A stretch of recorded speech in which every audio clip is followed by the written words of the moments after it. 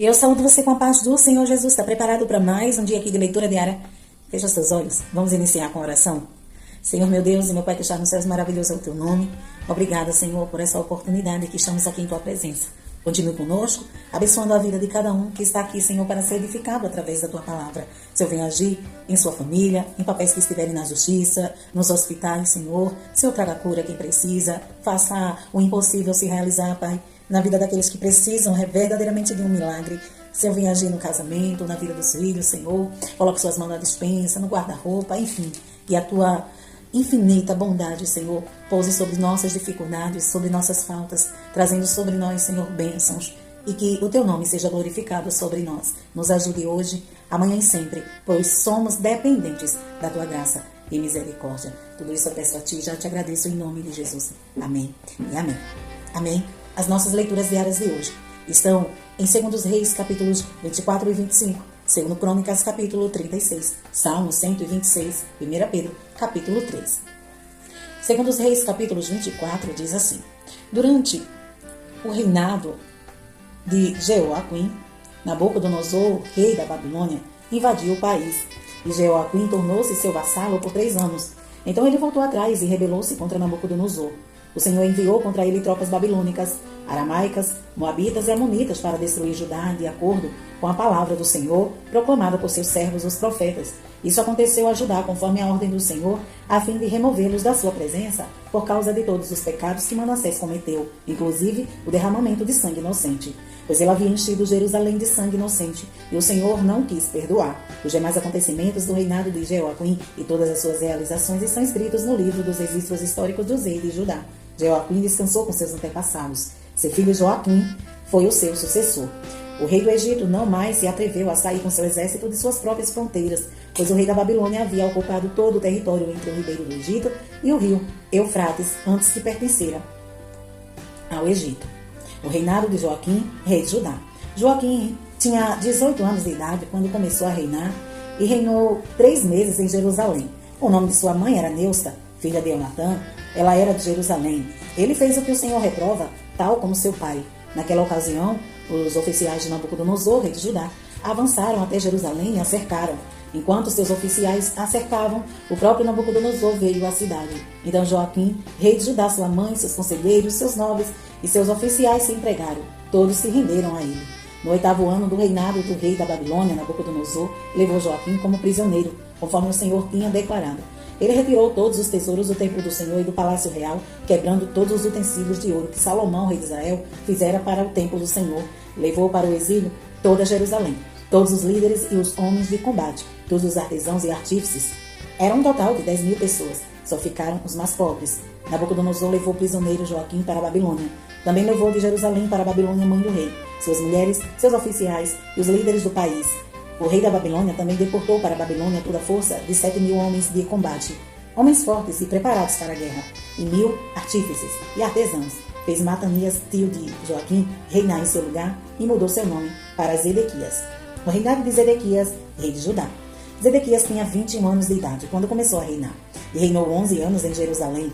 O nome de sua mãe era Amutal, filha de Jeremias. Ela era de Libna. Ele fez o que o Senhor reprova, tal como fizera Jeoaquim. Por causa da ira do Senhor, tudo aconteceu a Jerusalém e a Judá. Por fim, ele os lançou para longe de sua presença. A queda de Jerusalém. Ora, Zedequias rebelou-se contra o rei da Babilônia. Capítulo 25. Então, no 9º ano do reinado de Zedequias, no 10º dia do 10º mês, Nabucodonosor, rei da Babilônia, marchou contra Jerusalém com todo o seu exército. Ele acampou em frente da cidade e construiu rampas de ataques ao redor dela. A cidade foi mantida sob cerco até o 11º ano do reinado de Zedequias. No 9º dia do 4º mês, a fome na cidade havia se tornado tão rigorosa que não havia nada para o povo comer. Então o muro da cidade foi rompido, e todos os soldados fugiram de noite pela porta entre os 2 muros, próximos ao jardim do rei, embora os babilônios estivessem em torno da cidade.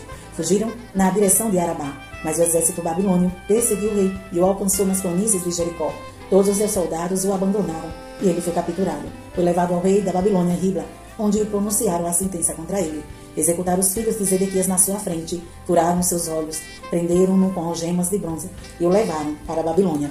No 7º dia do 5º mês do 19º ano do reinado de Nabucodonosor, rei da Babilônia, Nebuzaradã, comandante da guarda imperial, conselheiro do rei da Babilônia, foi a Jerusalém, incendiou o templo do Senhor, o palácio real, todas as casas de Jerusalém, e todos os artífices importantes, todo o exército babilônio que acompanhava Nebuzaradã, derrubou os muros de Jerusalém, e ele levou para o exílio o povo que sobrou na cidade, os que passaram para o lado do rei da Babilônia, e o restante da população.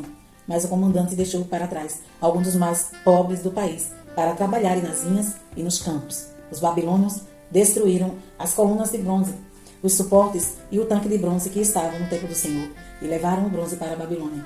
Também levaram as panelas, as pás, os cortadores de pavio, as vasilhas e todos os utensílios de bronze utilizados no serviço do templo. O comandante da guarda imperial levou os incensários e as bacias de aspersão, tudo que era feito de ouro puro ou de prata. As duas colunas, o tanque e os suportes que Salomão fizera para o templo do Senhor eram mais do que podia ser pesado.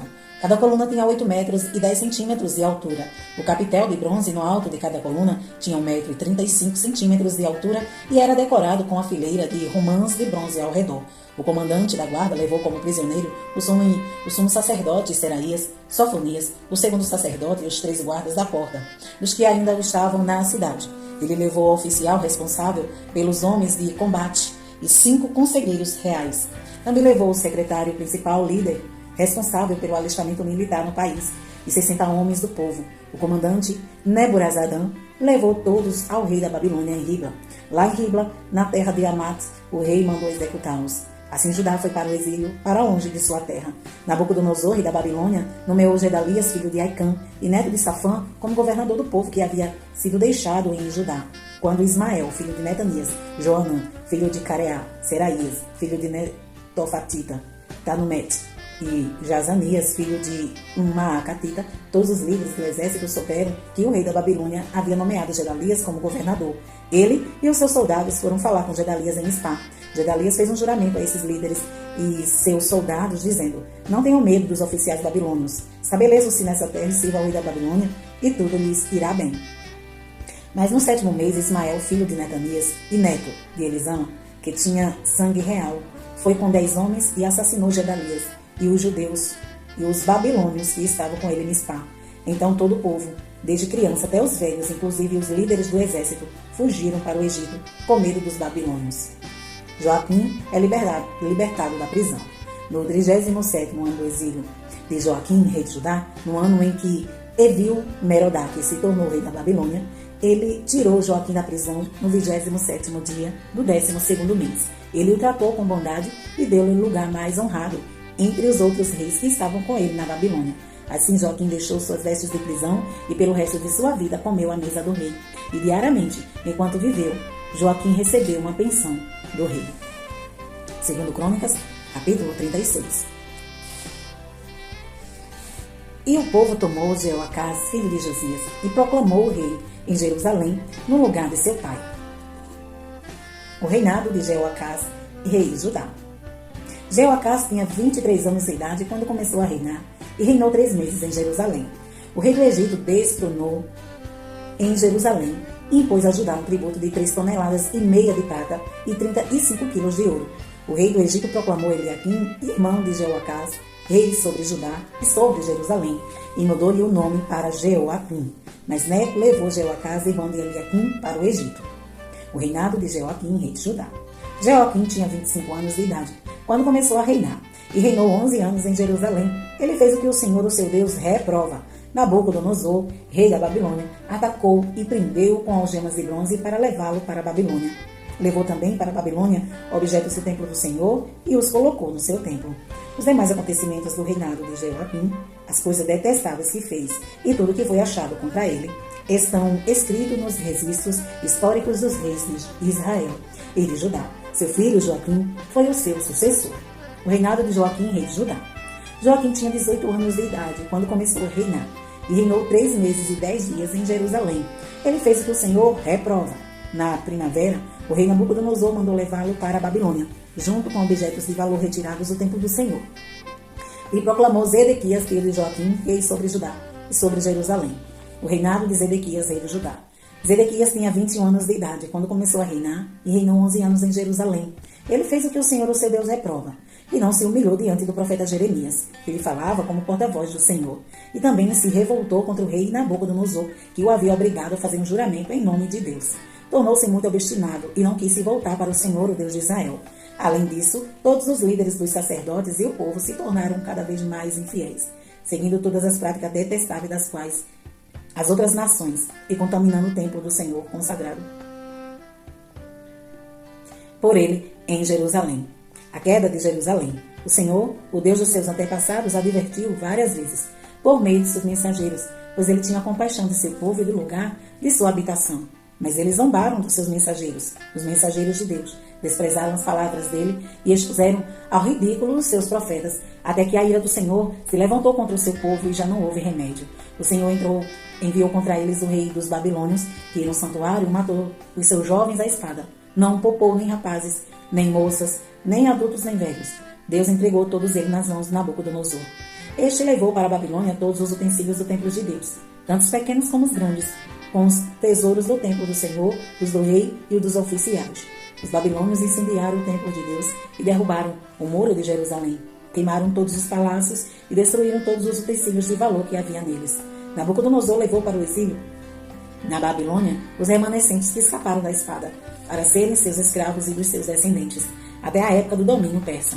A terra desfrutou os seus descansos sabáticos, descansou durante todo o tempo de sua desolação, até que os 70 anos se completaram, em cumprimento da palavra do Senhor, anunciada a Jeremias, no primeiro ano do reinado de Ciro, rei da Pérsia. Para que se cumprisse a palavra do Senhor anunciada a Jeremias, o Senhor tocou no coração de Ciro, rei da Pérsia, para que fizesse uma proclamação em todo o território do seu domínio e a pusesse por escrito nesses termos. Assim declaro eu, Ciro, rei da Pérsia. O Senhor, o Deus de Israel, deu-me todos os reinos da terra e designou-me para construir um templo para ele em Jerusalém, na terra de Judá.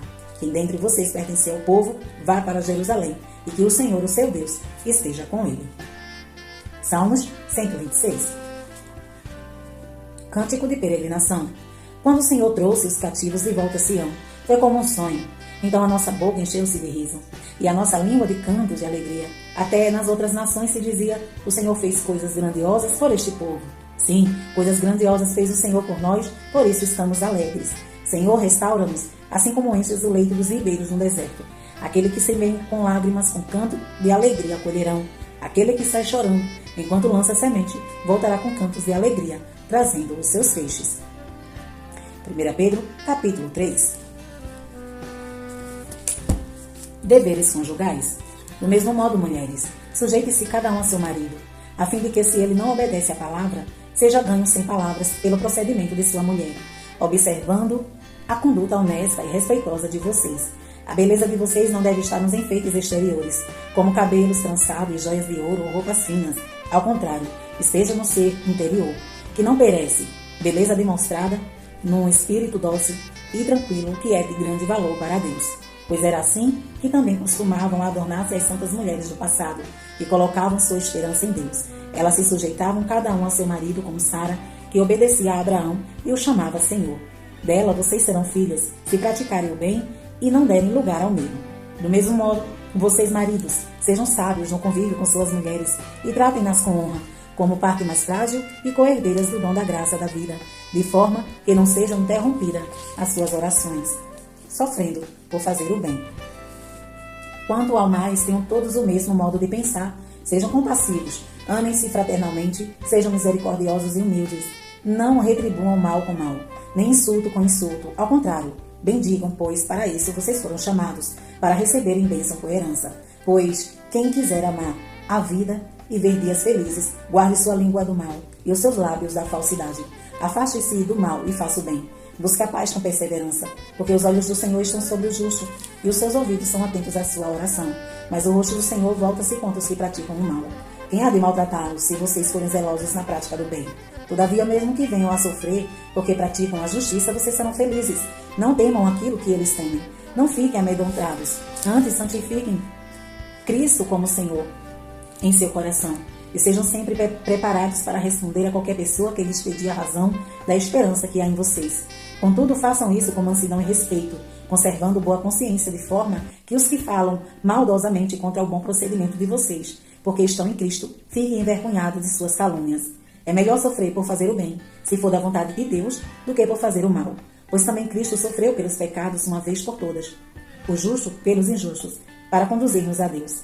Ele foi morto no corpo, mas vivificado pelo Espírito, no qual também foi e pregou aos espíritos em prisão, que há muito tempo desobedeceram, quando Deus esperava pacientemente nos dias de Noé, enquanto a arca era construída.